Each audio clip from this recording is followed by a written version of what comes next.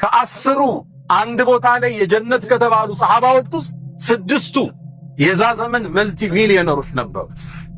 ዛሬ አንዱን እናውሳ። ዑስማን ኢብኑ አፋን ረዲየላሁ ተዓላ ዐንሁ። ዑስማን የነቢዩን 2 ልጆች ያገባ ዙኑረይን አማቻቸው ነው። በ2 ልጅ ይዛመዳቸዋል። ዑስማን 3ኛው ኸሊፋ ነበር። ዑስማን ቀብር ሲያይ እንባው የማይቋረጥ የአላህ ባሪያ ነበር። ዑስማን ሌሊቱን ሙሉ ቁርአንን አፍትሞ የሚያድር የአላህ ምርጥ ባሪያ ነበር። አመን ሁወ ቃኒቱን አና አለይል የተባለው ሰሃባ እሱ። ዑስማን ነቢዩ ዓለይሂ ሰላቱ ወሰላም በተደጋጋሚ የጀነት ያሉት ነው። ጀነትን ከነቢዩ እጅ የገዛ ሰሃባ ነው ዑስማን። ነቢዩ የተለየ ክብር የሚሰጡት ሰሃባ ነው ተከታያቸው። አንድ እናታችን አይሻ ምን ትላለች? ነቢዩ ዓለይሂ ሰላቱ ወሰላም ቤታቸው ቁጭ ብለው አቡበክር መጣ የሆነ ጉዳይ ሊያማክራቸው ገባ፣ አውርቷቸው ወጣ። ዑመር መጣ፣ እንደተቀመጡ ነው አወሩት። ከዛ ዑስማን ሲገባ ባታቸው ተገልጦ ነበር። ሁለቱ ሰብሰብ ባረጉትና ተስተካክለው ቁጭ አሉ። ወጥተው ሲሄዱ እናታችን አይሻ ጠየቀች ረዲየላሁ ተዓላ ዐንሃ፣ የአላህ መልእክተኛ ለአቡበክርና ለዑመር ያላሳየውን ለዑስማን ምን ነው እንዲህ አይነት እንቅስቃሴ ያረካለቻቸው? ነቢዩ መሐመድ ሰለላሁ ዐለይሂ ወሰለም አላ አስተሒ ሚመን ተስተሒ ሚንሁል መላኢካ፣ መላእክት ከሚያፍሩት የአላህ ባሪያ እኔ አላፍሩም እንዴ? አልጠነቀቅም? ዑስማን ማለት ይሄ ነው። ግን ደግሞ ተወዳዳሪ አሁን ድረስ ያልተደረሰበት ነጋዴ ነበር። የንግድ አቅሙ ትልቅ ነው። በአሁን ዘመን የሰይድና ዑስማንን ሀብት ወደ ዶላር ቀይረውታል። ስንት ትጠብቃላችሁ? 600 ቢሊዮን ዶላር ነበር የዑስማን ኢብኑ አፋን ሀብት። ገብቷቸዋል? 600 ቢሊዮን። የሀገራችን ትልቁ ባለሀብት መሐመድ አለሙዲን አላህ ይጠብቃቸው 9 ቢሊዮን ዶላር ንብረታቸው ተደምሮ 600 ቢሊዮን ዶላር እንዴት አመጣ? እንዴት አይነት የንግድ ሳይንሱን ቢያቀው ነው ዑስማን። በእርግጥ እንደኔና እንዳንተ ሰሃባዎችን ጠየቁት፣ መካ ላይ ሀብታም ነበርክ ጥለው መጣሃል፣ መዲና እንዴት ገብተህ ባለ ሀብቶን ካሏቸው ሰይድና ዑስማን 5 የንግድ ፕሪንሲፕል አስቀመጡ። ያውም ባለ ሀብቶች ቢጠቀሙት የመረ ኩንቱ ኡዓልጃት 5ቱን ወጣቶች መዝግቡት። ኩንቱ ኡዓልጅ የንግድ ህጎቹን ተመልከቱ። ኩንቱ ኡዓልጅ ራሴ ስራውን ቀርቦ ነው ማኔጅ የሚያደርገው። ስራ ሙሉ ለሙሉ ለሰራተኛ አይሰጥም። እየሰፋብህ ሲሄድ ነው ደልጌት የምታደርገው ወደታች የምታሻገረው። አንተ መሸፈን የምትችለውን አንተ ነው መሸፈን ያለብህ። ሰው እጅ ላይ ስራ ይጥጣል፣ ሲበዛ ደግሞ ሰው እጅ ላይ ይመጣል ግዴታ ይላል። ትክክለኛ ሰውን ትክክለኛ ቦታ ታስቀምጠዋል። ኩንቱ ኡዓልጅ የስራውን ችግር ገብቼ እኔ ነው ለመፍታት የምጥረው። መሬት ሊቆምብህ ይችላል፣ ንግዱ ሊቆምብህ ይችላል። ሰራተኛ ብቻ አትልክም። ገብተህ እንደ ባለቤቱ ይፈታው። ያወጣኸው ዕቅድ በትክክል መፈጸሙን መከታተል የባለቤቱ ኃላፊነት ነው። ያወጣው ፕላን አለ። የመጨረሻ የማኔጅመንት ፕሮሰሱ ኮንትሮሊንግ ነው። በትክክል በቅዱ መልክ ዷል መከታተል አለ። ኩንቱ ኡዓልጃል ስራውን ራሴን ምገባበታ ሲሰፋ ነው ለሰው የምትሰጥ ወኡነሚያል ስራው ያመጣልኝን ትርፍ ወደ ስራው መልሰዋል። ብዙ ሰው አይታችሁ ከሆነ አንድ ሞቅ ያለ ትርፍ ሲያገኝ ብሩን አውጥቶ ወይ መኪና ላይ ይጥለዋል ወይ ቤት ላይ ይጥለዋል። ስራው ገንዘብ ሲራብ ታየዋለህ። ስራው እዛው ላይ ነው መመልሰው። ትንሽ አንስቼ ወኡነሚ አለ ዑስማን ኢብኑ አፋን። ሶስተኛ የንግድ መርሁ ላ አዝደሪ ሪብሐን አለ ትርፍን አላቃልልም። በተገኘው ትርፍ ሽጠው ይወጣል። ሰይድና ዑስማን መርሃቸው ይሄ ነው። ትንሽ ነው የትርፉ እስኪጨምር ይቆይ አቋም የላቸው። ማገላበጥ ነው የዑስማን የንግድ ፕሪንሲፕላት። ስታስገላብጥ ጥሩ ገዢ ታገኛለህ፣ በትንሽ ትርፍ ትሸጥ አዲስ ደንበኛ ታገኛለህ። ኦልድ ስቶክ ያስቀመጥከው ይወጣና አዲስ ትገጣለህ። የዑስማን የንግድ መርህ በተገኘው ትርፍ ማገላበጥ። በማገላበጥ ውስጥ ገንዘቡ ይንቀሳቀሳል፣ ንግዱ ይንቀሳቀሳል፣ አዳዲስ ደንበኛ ታገኛለህ።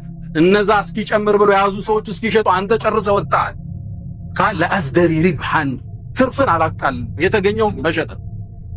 የዑስማን አራተኛ የንግድ መርሃቸው ላ አሽተሪ ሸይኸን ያረጀን አልገዛም።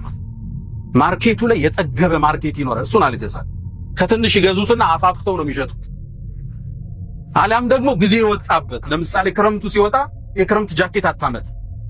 ብዙ ነጋዴ አይታችሁ ከሆነ ቴምር ይጭናል። ቴምሩ የሚደርሰው ግን ሮመዳን ከወጣ በኋላ አርጅቷል ማርኬቱ ማለት ነው። ብዙ ጊዜ ከረመዳን በኋላ ይገባባቸውና አንዋር መስጂድ ላይ አንዳንድ ቆርቆሮ እያደረገ ይቸረችራል። ያለንበትን ነው የምነግራችሁ። ቴምር ያሰበ ሰው ወጣት እያለ ነው የሚያመጣው ረመዳን ሳይገባ። ላአሽተሪ ሸይኸን ያረጀን አልገዛም፣ ገና ወጣት ይሆን አፍላ ይሆን ማህበረሰቡ የሚፈልገው አፋፍተው ሊሸጡት የሚችሉት ይሄ ዑስማን ብኑ አፋን የንግድ ሳይንስ። አምስተኛ ወአጅዐሉ ረእስ ረእሰይና፣ ንግድ ላይ አንድ ቦታ ብሬን አላፈሰም እበታት ነው። ለምሳሌ አንድ መሬት 2000 ካሬ 200 ሚሊዮን የሚሸጥ ከሆነ 1100 ሚሊዮን ሌላውን 1100 ሚሊዮን ከሁለት ድንገት አደጋ ቢገጥሞ ብር ታስሮ አይቀር። ለምሳሌ ሪል ስቴት ላይ ያሉ ሰዎች መሬት ይገዙና ያ መሬት መገንባት ሲጀምሩ ወይ መንግስት ያቆመዋል፣ የሆነ ጉዳይ ይኖርበታል፣ ወይ ወራሾቹ ይመጡና ያስቆመዋል። ብር ታስሮ ለዓመታት ሊቆም ይችላል። ወጣ ማለት ነው ከማርኬት። ገንዘቦችን ከፋፍላቸው ነበራለን ንግዱ ላይ። ዘመኑ ኢኮኖሚስት የሚጠቀሙት የዑስማንን ህግ ነው። ዶንት ፑት ኦል ዩር ኤግስ ኢን ዋን ባስኬት፣ ሁሉን እንቁላልህን አንድ ባስኬት ላይ አታርጋሉ። መጡና ምን የተወሰነው ቢሰበር ሌላው እጅ አለ፣ ትንቀሳቀሳለህ፣ ሰርቫይቭ ታረጋለህ። የተበደርከው ብድር ሊኖር ይችላል፣ ከዚህኛው ትከፍላለህ። ስራ አይቋረጥም ማለት ነው። እነዚህ አምስቶች የሰይድና ዑስማን ብኑ አፋን የንግድ መርሆች ነበሩ። የኛ አያቶች እኒህ ናቸው። የንግዱን ሳይንስ የሚያውቁ መልቲ ቢሊዮነሮች ነበሩ። ታዲያ ይሄን ብር ይዘው ከኋላ ኪስ አላስቀመጡት፣ ለቀጣዩ ዓለም ሰርተውበት አለፉ። ዑስማን ምን ሰራበት አትሉኝም? አንድ ሁለቱን ልጥቀስላችኋል። አሁን ሳውዲ ስትሄዱ መዲና ላይ አንድን ህንጻ ታገኛላችሁ። የሰይድና ዑስማን ብኑ አፋን ፎቅ አለ፣ ህንጻ፣ ሆቴል። እንዴት ገነቡ? ካርታው በስማቸው ነው ያለው፣ መሬቱ በስማቸው ነው የተጻፈ። ባንክ ላይ አካውንት አላቸው፣ የአካውንቱ ስም ዑስማን ብኑ አፋን ይላል። 1400 ዓመት እንዴት አድርገው አመጡት? ነገሩ ወዲህ ነው። ነብዩ አለይሂ ሰላቱ ወሰላም ሰሃቦችን ይዘው ወደ መዲና ሲገቡ መዲና ላይ የሚጠቀሙበት ጣፋጭ ውሃ አለ፣ ቢዕሩ ሩማ ይባላል። ይሄን ደግሞ የያዘው ባለቤቱ አንድ ይሁዳ። ሰሃቦቹ በጣም ገቡ። ውሃ ለመጠጣት ትንሽ ሲቀዱ አንድ ፍኝ ቴምር ይከፍሉት ነበር። ሰሃቦቹ ደግሞ ስደተኛ ናቸው፣ ብር የላቸው። ነብዩም አለይሂ ሰላቱ ወሰላም ሰለላሁ ዐለይሂ ወሰለም ይሄን ችግር ሲያዩ አንድ ጥሪ ያቀረቡ። ማን ነው ቢዕሩ ሩማን የሚገዛልን? ወለሁል ጀና፣ ጀነት ለሱ የሚሰጠዋል። ይሄን ድል ባለሀብት ያልፈዋል እንዴ? ሰይድና ዑስማን ሄደና ይሁዳውን ጠየቀው፣ ልግዛ ምንጩን ጉድጓዱ ውሃውን አለ። ያ ደግሞ ትልቅ ብር የሚያገኝበት በጭራሽ። እሺ ግማሹን ልግዛህ። ግማሹን ሲለው ያነ ይሁዳ ዑስማን ንግድን ስለሚያል የበለጠ ያሳድግልኛል ብሎ ተስማማ። ግማሹን ገዛው። ዑስማን ግን ይሁዳው ያልጠበቀውን ነገር አደረገ። ግማሹን ቀን አንድ ቀን የይሁዳው ነው፣ አንድ ቀን የዑስማን ነው። የሱን ቀን ነፃ አደረገ፣ ሰደቃ። ሙስሊሙ ይመጣል፣ ይጠጣል፣ ይዞ ይሄዳል፣ ያጠባል እንደ ልብ። የይሁዳው ቀን ይገዛዋል። እንደተበላው ወጣው። ዑስማን በቢዝነስ እንደበለጠው ገባው። ይሁዳው መጣና አንተ ዑስማን ወይ በቃ ሙሉውን ጠቅልለዋል። 20,000 ድርሃም አውጥቶ ያንን ሙሉ ጉድጓድ ውሃ ገዛና ለሙእሚኑ ወቅፍ አረገው።